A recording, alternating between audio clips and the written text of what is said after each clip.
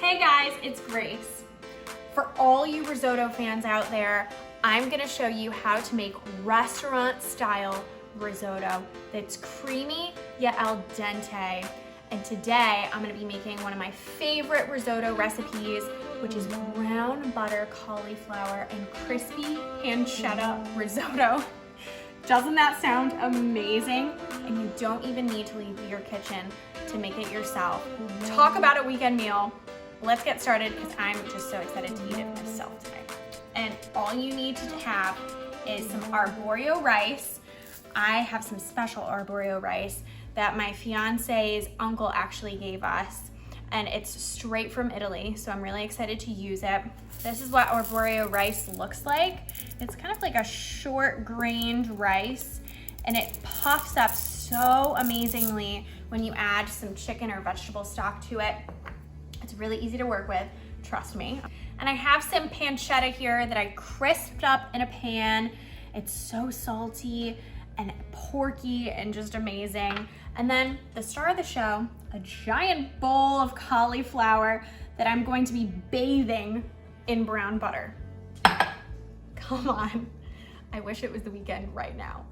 Let's go make this on the stove, come on. All right, so it all starts with just a little bit of butter in a big old pan. And I'm gonna turn our heat on low. All right, and then I'm gonna add in our arborio rice. I have a lot of problems saying arborio. I don't know why, it's like really hard to say. Anybody else with me? So I'm gonna add in about 1.5 cups of arborio rice. And then I'm going to use just a little spoon here, and I'm gonna stir together the butter and the arborio rice.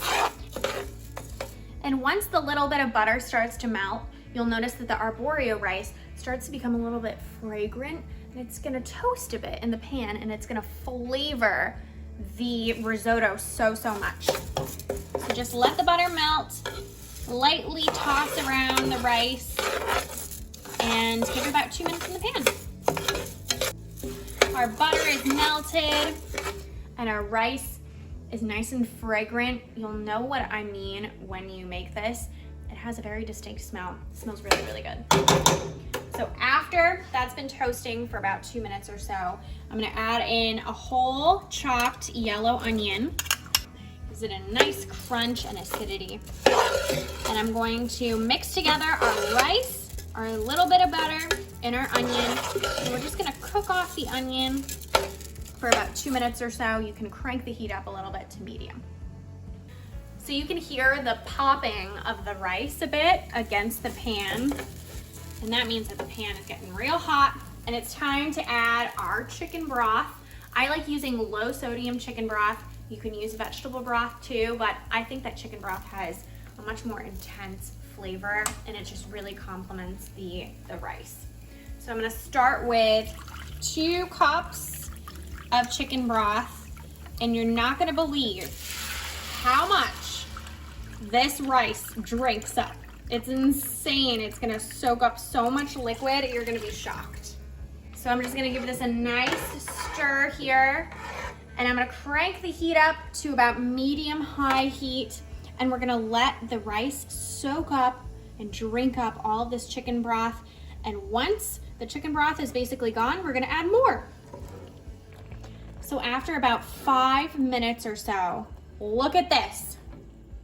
All of the rice soaked up the chicken broth. It's like quite amazing. It's like a science experiment. And the next step here is to add a little bit more chicken broth. So we're gonna add another cup in here. Now we're gonna go cup by cup. Dump that right in. And I'm gonna add my cauliflower here. So I have basically bite-sized pieces of cauliflower. This one's a big one. And I'm just gonna add that right in. Give it a nice stir and do the same thing. We're gonna wait to see all the liquid soak up and then add another cup. So it's time for cup number 4, believe it or not. And you can see here that the risotto is just drinking up the chicken broth. I've made sure to keep my cauliflower submerged in liquid so that it cooks too. So I'm gonna go ahead and add my 4th cup, and we're gonna do the same thing. We're gonna let this drink up.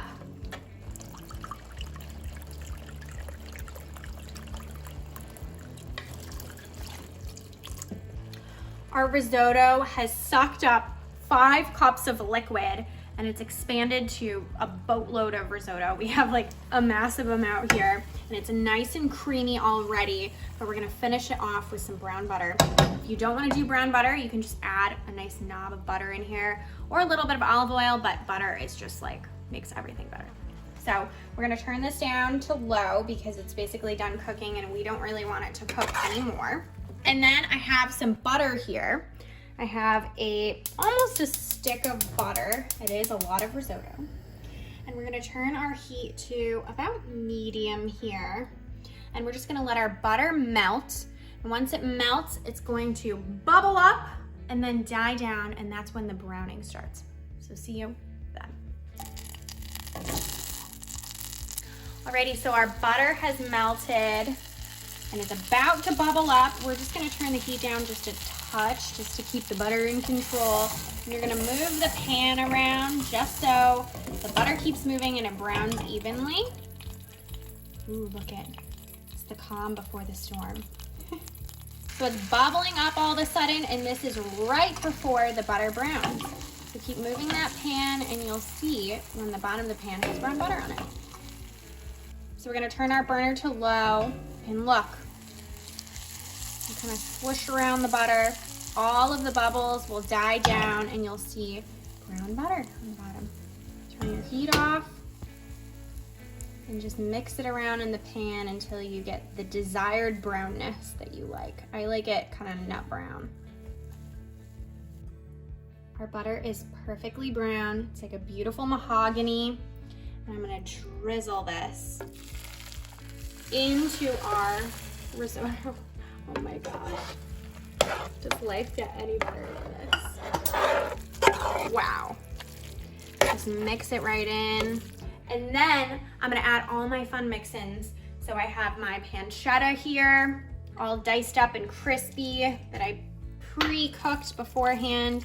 I'm gonna mix that in. I have some Parmesan cheese here. I like Parmesan Reggiano for this because it's just so nutty and has like a nice dryness and an aged quality. I'm gonna sprinkle that in, but you can also just use like regular Parm, Grana Padano, Pecorino. And look at this. Look at how creamy and amazing this risotto is. And then the final touch is just a little bit of cracked black pepper to bring everything together.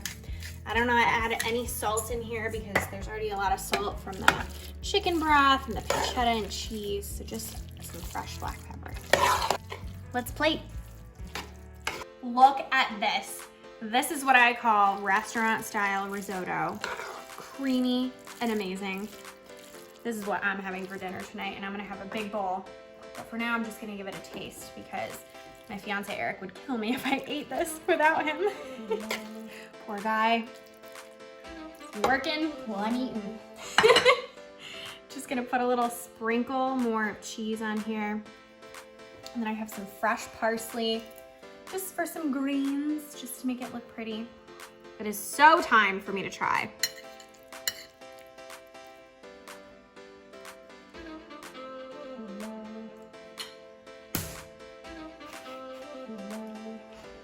It is so creamy.